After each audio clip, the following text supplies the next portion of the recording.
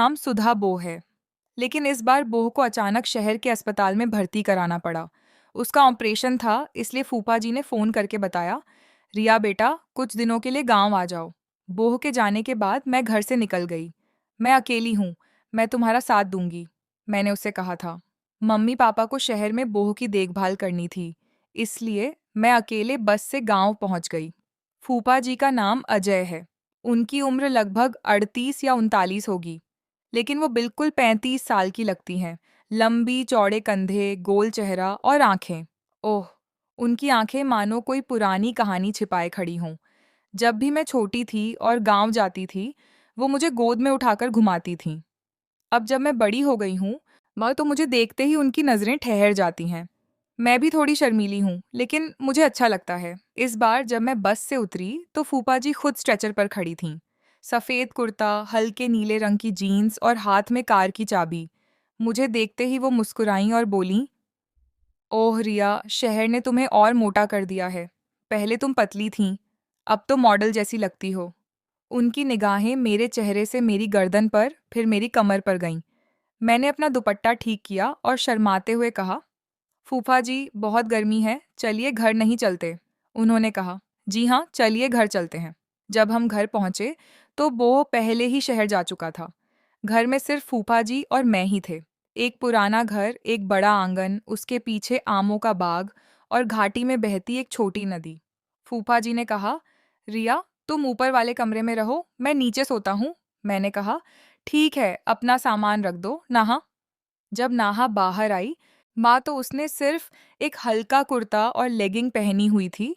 उसके बाल भी गीले थे, पानी टपक रहा था। फूफा जी रसोई में चाय बना रहे थे। जैसे ही उन्होंने मुझे देखा, उन्होंने चाय का प्याला हाथ से उतार लिया और थोड़ी सी चाय छोड़ दी। उन्होंने कहा, अरे रिया, गीले बालों में तुम अलग ही लग रही हो, परी जैसी। मैं शर्माते हुए हंस पड़ी। फूफाजी, आपने भी साथ में खाना खाया था। वह बार बार मेरी तरफ देख रहे थे।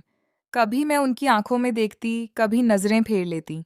खाना खत्म होने पर उन्होंने कहा, तो जाओ ऊपर सो जाओ, मैं टीवी देखता हूँ।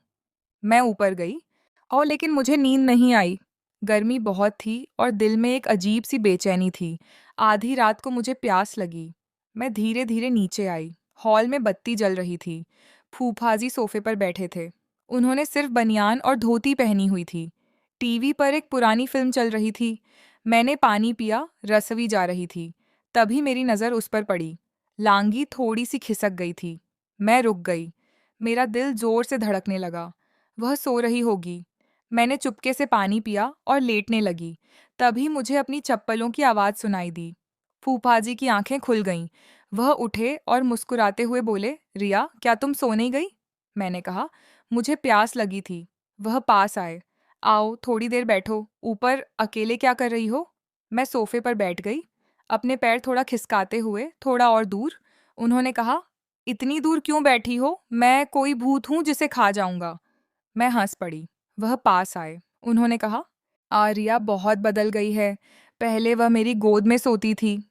अब मैंने कहा, फूफाजी, मैं बड़ी हो गई हूँ, है ना? उन्होंने मेरे बालों में हाथ फेरा और कहा, हाँ, वह बहुत बड़ी हो गई है। उनकी उंगलियां मेरे गाल पर आईं। मैं वहां सांस रोके बैठी थी। उन्होंने धीरे से कहा, तुम्हारा चेहरा कितना कोमल है रिया। मैं कुछ कह नहीं पाई। मुझे उनकी सांसें अपनी गर्दन पर महसूस हो रही थीं। मैंने आंखें बंद कर लीं। मैंने सोचा, बस अब तो हो गया। और तभी बारिश की पहली बूंदें गिरीं। तेज हवा चली। फौफा जी ने आह भरी। उन्होंने कहा, अरे खिड़कियां बंद करनी होंगी वरना पानी भर जाएगा। वे उठ गए। मैंने गहरी सांस ली। मेरा दिल अभी भी जोर से धड़क रहा था। मैं बिस्तर पर आई और लेट गई। मुझे पूरी रात नींद नहीं आई। जब सुबह उठी तो फौफा जी ने नाश्ता बना दिया था। मुझे देखते ही वे मुस्कुराए। अच्छा है? मैंने सिर झुकाया। उन्होंने कहा, चलो, ये आज मैं तुम्हें नदी किनारे ले चलता हूँ। वहाँ बहुत सुंदर है। बचपन में हम सब वहाँ मछली पकड़ने जाया करते थे। मैंने कहा, हाँ। हम दोपहर में निकल पड़े। रास्ते में वे मेरे साथ चल रहे थे।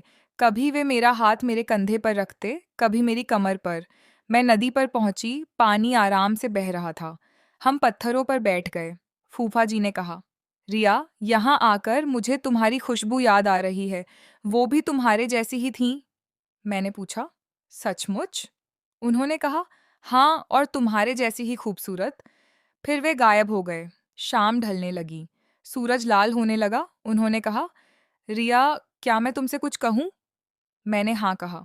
उन्होंने कहा, मैं तुमसे बहुत प्यार करता हूँ, बहुत ज़्यादा। मैंने कहा, मैं भी आपसे प्यार करती हूँ। फूफा जी, वे मेरी आंखों में देखने लगे। फिर उन्होंने धीरे से मेरा हाथ पकड़ लिया। मैंने हाथ नहीं छोड़ा। उनकी सांसें मेरे होंठों से बस 2 इंच दूर थीं। मैंने अपनी आंखें बंद कर लीं। अब मुझे लग रहा था कि यह सच है। तभी उनका फ़ोन बज उठा। बोह का फ़ोन। वे उठकर बात करने चले गए। लौटकर उन्होंने कहा, चलो रिया, घर चलते हैं। बोह ने कहा, कल 10वां दिन है। हम रास्ते में छिपते रहे। जब हम घर पहुंचे तो रात हो चुकी थी। अगले दिन बोह आए। उसके बाद सब कुछ सामान्य हो गया।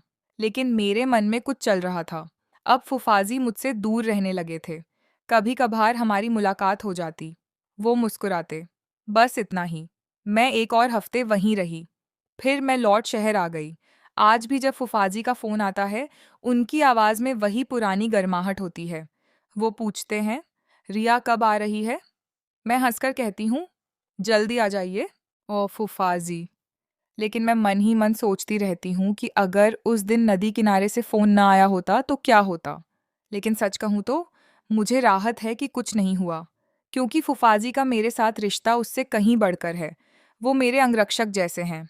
हाँ, कभी कभी वो थोड़े अलग लगते हैं, लेकिन ऐसा कुछ कभी नहीं हुआ और शायद कभी होगा भी नहीं, क्योंकि अगर वो सीमा पार हो जाती तो शायद हम दोनों कभी एक दूसरे को माफ़ न कर पाते। दोस्तों, फुफाजी ने उस दिन के बाद कभी इस बारे में बात नहीं की।